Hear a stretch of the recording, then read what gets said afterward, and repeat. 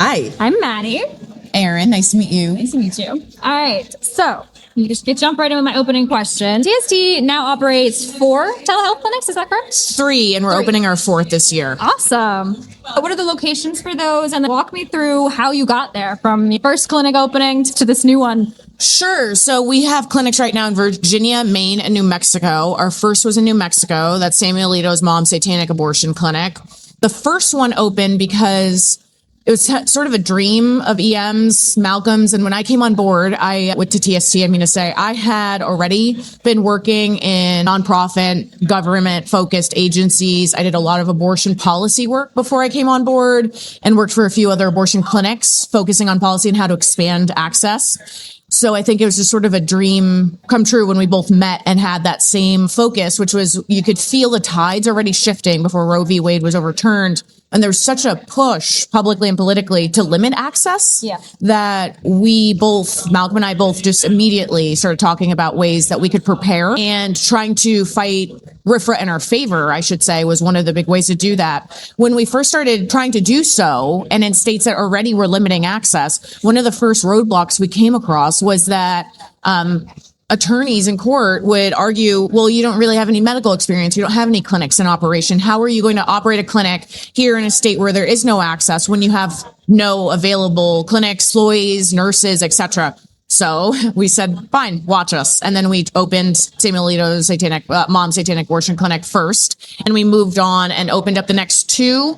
We tried to do so regionally. So we're opening in safe states first while we're still fighting to make sure RFRA is working in our favor. While we're doing so, we're opening in states that are secured at the moment. And now it's sort of, in my mind, become sort of a rush to the finish line. Like, how many states can we open in? Because the more states we open in, the easier it is. It's harder to remove a clinic that's already in operation. Obviously, that happens, and we see clinics getting bullied essentially by government, but it's a lot harder to get into states that have already denied that access. So we're trying to get our foot in the door with as many states as we can, which is why ever since I've opened a clinic every year. Can you explain this kind of legal strategy for the readers who aren't familiar with the RFA? So RFRA typically, it's a law, it's an act, that essentially protects religious freedom and the rights of people that participate in certain religions from being overstepped on by their government, essentially from their government overstepping, I should say. Typically what we see, unfortunately, is that works mainly in the favor of one religion, and that's Christianity in this country. So TST's argument is that it shouldn't be so singular, that RFRA should work in the favor of all religious freedoms. It shouldn't just be one that's selected and highlighted and favorited.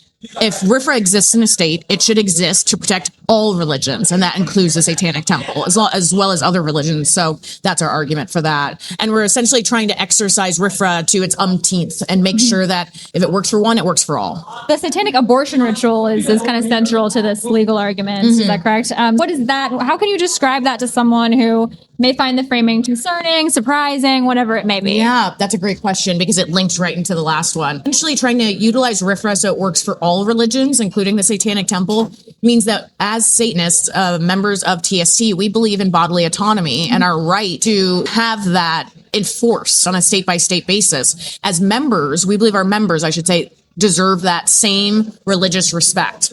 And in doing so, we believe in their right to an abortion, their right to choice. And therefore, RFRA should be able to protect our religious, dearly held beliefs, which means that their body is protected and shouldn't be, I would say, violated by the state that doesn't allow them to make those choices for themselves. We believe that that's our satanic right and our religious right to do so. TST has filed challenges in Indiana and Idaho specifically. What are the state of those cases? Can you give any updates on what's going on with those? Sure. We also had legal battles with the FDA in Texas before that, too. TST has a fantastically notorious reputation for going after legal fights like that. And to be honest, a part of that is that you're going to lose more often than you win. Yeah. That was definitely the case when it came to those 2 states.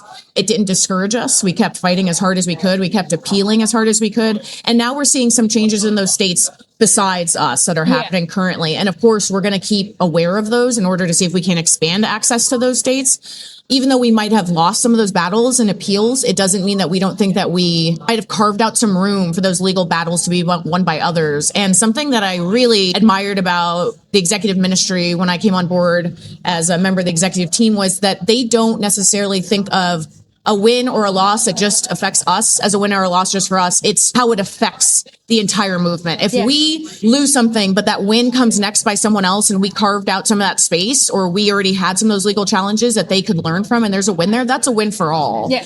It's not just about, RFRA, like we were saying. The reason we're fighting that is because it's not just about us, it's about all religions having equal access. So we see the changes that are happening in some of these states as a win for us too. And we're hoping that we get to jump in, headfirst into those things as hard as we can and expand access to our members that are in those states and unfortunately have not been able to receive the treatment that they deserve. So the clinic's name, for example, Samuel Alito's mom, Right to Your Life, they're clearly designed to be provocations. Yes. What's the strategic purpose behind that? Can you explain a little bit about that? The Right to Your Life clinic was actually voted upon from our members because we wanted our members to have a feeling of participation, since TST exists 100% off of donors and typically very small donations, which is, we're so proud of that. I mean, when your membership in small donations can keep your entire organization running the way that it has, it just adds to that sort of idea that it's one big TST family. Yeah. So the Right to Your Life clinic, as a result, was born from others naming it, and they voted on that. That was the winning clinic. The Samuel Alito's clinic was definitely sort of I remember having a late night kind of conversation with EM, and we were coming up with some of the most ridiculous names we could. And that was Malcolm's choice. At the time, I thought it might be too much, but honestly, it grew on me. And before we knew it, we were running with it. And yeah, it is supposed to be provocative because we're making a statement. With the initial clinic, our statement was, if Samuel Alito's mom had had a choice, maybe we wouldn't be in the state in America today. And granted, that is a dark statement to make, but it is provocative and dark to be thought-provoking. And it's true. Patient feedback on this telehealth model that you guys have going on. It reportedly shows that people are very pleased specifically with the accessibility around it. Can you speak a little bit about the importance of accessibility to you within this? Oh, I could speak about this forever. And actually, I'm going to go on the stage after I speak to you, even though I'm not scheduled, simply because access is being attacked right now as we speak. Last night, we saw an attack on reproductive access to telehealth care specifically. And it's purposeful. The intent is one that comes from a dark place. It's not for the betterment of people who are pregnant. It's to decrease access. Yeah. And we see this happening, and it's so sad because we see our fellow abortion clinics and healthcare clinics shutting down around us. And we're very glad that we're able to keep growing to our fourth clinic to expand access. But it's intentional. There is an attack on these accesses on a constant basis. And like I said, we just saw it last night. And this morning, first thing I did was have a meeting with my clinic staff to speak about how we're going to pivot to using MISO only, since MIFI is now no longer allowed to be shipped nationally from any telehealth care clinic. There are options, so we're going to have to really double up on MISO. There's also, of course, comrades of ours who are working overseas, who are shipping still into the States, MIFI and MISO. You see this access just being so openly targeted, and there's essentially no reason for it except to discourage people from utilizing the accesses that already existed. If they slowly chip away at it, obviously the goal is just to force people into birthing situations that they never wanted to be in the first place. And it's heartbreaking. And I'm really proud to work for somewhere that constantly pushes to expand that. Sorry, I get emotional when I'm talking, but it's so rare to work for a place that will double down with me. When I say, okay, we're going to double down on MISO, we got to go. There is no hold back. EM has been behind me 100% on these moves, and we're still trying to keep access growing. We have no plans to decrease opening or to not open our fourth clinic or to decrease access in any way. If anything, things that happened like last night only make us want to fight harder. So much happened last night that I missed that one in the midst of the Cuba talk. Yeah, I know. And I'm, as a Cuban American myself, that also is just like I came home from work here just to the world going upside down immediately. So I hear you completely. How does this campaign connect to TST's broader theology around bodily autonomy and the right to make decisions based on scientific evidence? Right. I mean, essentially, it's that simple. The question is the answer itself. TST's tenets explain that our members, and we believe everyone, not just our members, but specifically our members who we can legally protect as their members, have rights to their own bodily autonomy, their own choices. We promote scientific reason use it. If science were to suddenly say that something else would be a better option for abortion care, we would run to that too. We don't assume to be the experts. We defer to the experts. And being able to do that in an organization that's promoting that in tandem with bodily autonomy has given us this ability to open 3 clinics already. I couldn't be prouder. Last couple of questions. What is the most important thing that you want readers, especially the readers who either support abortion access or lack abortion access, whatever it may be, aren't familiar with the legal work that you guys do? What would you want them to understand about the strategy? Oh, I love that question. The strategy is essentially, and I get this, like I mentioned before in another question, the support from EM, where if someone doesn't have access, they're not in one of the states we serve. And in the states that we serve right now, the 3 that we serve, you need a mailing address there. But something I think you were here yesterday for that. Yeah. You don't need to necessarily live in those states. We will work with you. If you're in a hotel, if you need to send it to a PO box, we will figure out a way to assist your access within our legal means.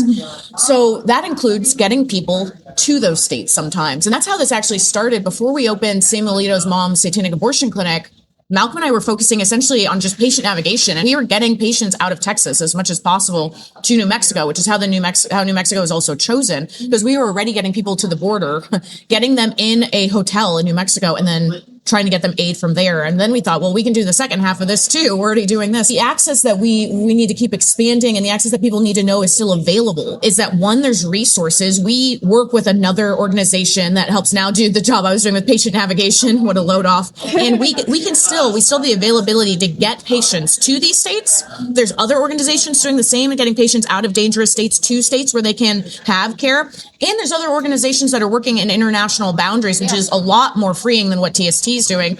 There's care. Even with last night's bad news, there are options, and we're not going to stop supplying that care. We're going to make sure that we can help as many people as possible, which is also why we offer the work for free, because it shouldn't be limited to $600, $700, $800, $900 treatments. It should be affordable for everyone. So New Mexico, for example, we were the lowest cost option. I think we still are since we opened at $91, which doesn't go to us. It goes to the pharmacy. It's important for us to keep it at that rate, because something that we noticed with our patients was that most of our patients were living below poverty level. They were struggling and they needed that help. And often they would ask for help to have their other children taken with them because they had no childcare to these states to get care. It is so important for people to realize that care that was there last year is still there today. And TST is going to do our best to make sure that that stays the same.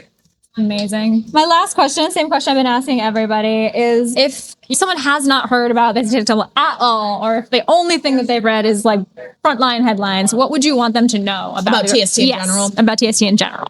That's a great question. My fiance and I were just talking about that this morning. I think that TST is designed to shock and awe and act as organization that provokes.